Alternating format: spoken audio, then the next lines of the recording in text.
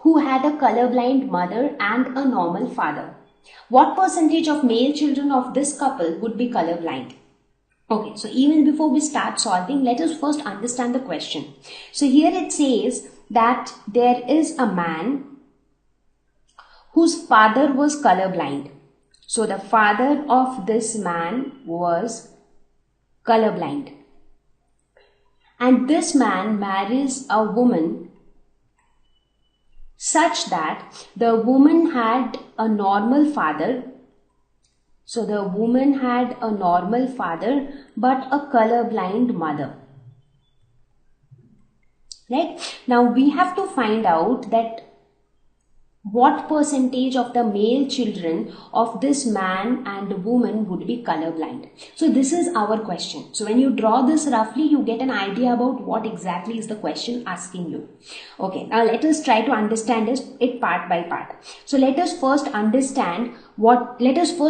out the genotype of this man and this woman, because we need the genotype of the man and the woman to find out what would be the genotypes of the children, right? Now, before that, what is color blindness? So, what kind of inheritance or what kind of genetics color blindness show? So, it is a sex-linked, it shows sex-linked recessive inheritance.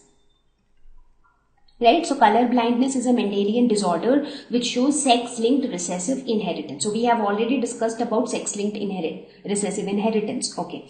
Now, here, let us first look at the man part. Like, let us first try to find out the genotype of the man. So for this man, the father was colorblind.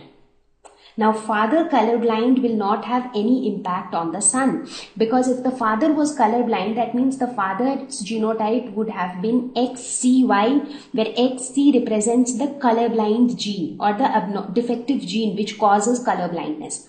Now, this XC gene will always get passed on to the daughters and not to the son. So, therefore, a father is colorblind will have no impact on the son. So, therefore, what would be the genotype of the man?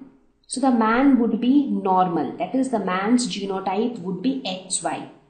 Perfect. Now, let us try to find out the genotype of the woman. So, if you look at the woman's part, the father was normal. Right? That means the father's genotype is capital X, capital Y, and the mother was colorblind. So the mother's genotype would be XCXC, because color blindness is a recessive inheritance. So only when a woman has both the defective genes, only then that woman would be colorblind. Right? So this would be this woman's father and mother respectively. So what are the various possible gametes that they would release? X, Y, and the mother would release XC, XC. So the possibilities that their children would be somewhat like this.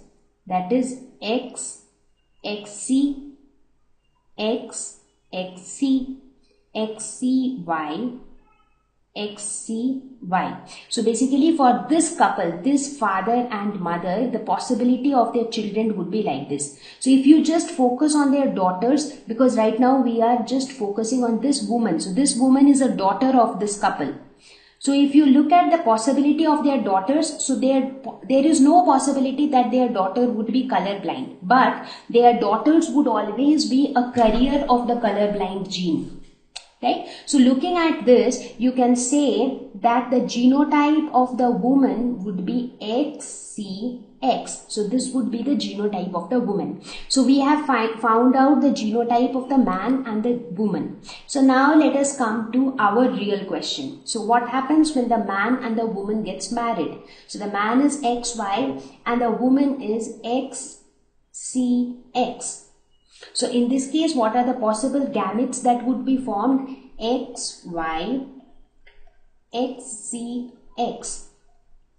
So the various possibilities in the next generation would be somewhat like this. That is XCX, XX, XCY, and XY. So when you look at this, so this would be how the children of this couple would look like. Now the question asks us to find out what percentage of the male children of this couple would be colorblind. So how many total male children will they have? So if they have a total of, so this would be male because it has Y chromosome. This is also male, it has Y chromosome.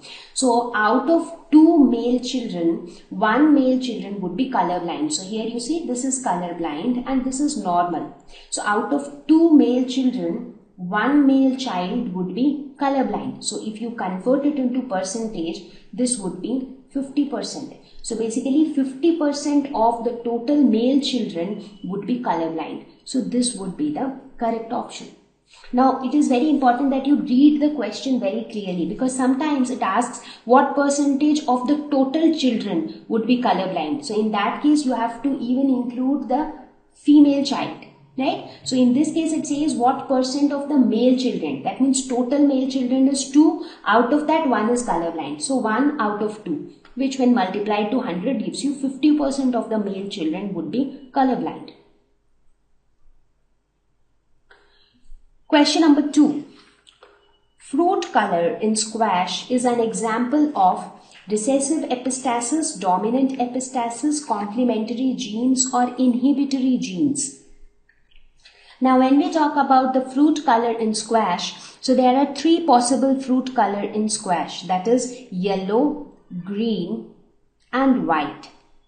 And we see that yellow and green, they are alleles on the same gene. So yellow is dominant over green. So if yellow is denoted by capital Y, green is denoted by small y. But what about white? Now whenever white is present in the dominant condition, like capital W or capital W small w, then white shows it epistatic effect. That means it hides the phenotype of yellow or green. So this shows that white is an epistatic gene which shows its epistatic effect only in the dominant condition. So therefore fruit color in squash is an example of dominant epistasis. Question number 3. If 2 persons with AB blood group marry and have sufficiently large number of children, these children would be classified as A blood group, AB blood group, B blood group in 1:2:1 ratio. Okay. Modern technique of protein electrophoresis reveals presence of both A and B type proteins in AB blood group individuals. So this is an example of codominance, incomplete dominance, partial dominance or complete dominance. Okay. So when you say that the father,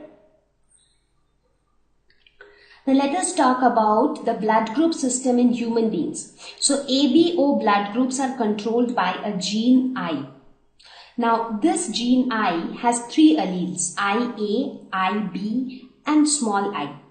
So these are the 3 possible alleles, and each individual has any 2 of these 3 alleles. For example, an individual can have IAIA, or an individual can have IAIB, or an individual can have IA small I, and so on. Now depending on what alleles do they have, it is decided what would be the phenotype. So these are basically the genotypes. Right? But what would be the phenotypes? Because phenotypes decides what blood group do they actually have. So how do we decide the phenotype? So out of these alleles, it has been seen that IA and IB are completely dominant over small I. That means if you have IA and small I, that means the phenotype would be A. That means the blood group would be A. Right? Similarly, if you have something like IB and small I, so the blood group would be B. That is B blood group, because IB is totally dominant over small I. Now, what happens if IA and IB are present together, like in this case? So in this case, IA and IB are codominant. So what do we mean by codominance? So codominance means appearance of a mixed phenotype in a heterozygous obtained when 2 homozygous parents of different phenotypes are crossed. That means if you have 2 homozygous parents, right? For example, if you have one parent with A blood group in the homozygous condition, you have another parent with B blood group in the homozygous condition. When you cross them in the F1 generation, you get something which resembles both the parents. That means neither A is completely dominant over B nor B is completely dominant over A. So both of them kind of equally contribute in the next generation. So that is when we say that two genes are co-dominant with each other, and that is the phenomenon of co-dominance. So here what would happen in this case? The blood group would be AB. It would neither be A nor B. Instead it would be AB. So for example, here we have this table where these are the possible possibilities from the parents. Let's say this is parent 1, this is parent 2. Let's say parent 1 gives you IA, parent 2 gives you IA again. So the genotype of the child would be IA. That means the blood group would be A, because both are the same alleles basically. Here IA and small I. So IA is dominant over small I. So the blood group would again be A. Here IA, IB, they are again co-dominant with each other. So the blood group would be AB.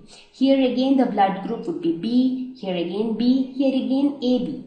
Here what would be the blood group? It would be O. And here again it would be A, and here it would be B. So when you look at the AB blood group, what kind of dominance do you see here?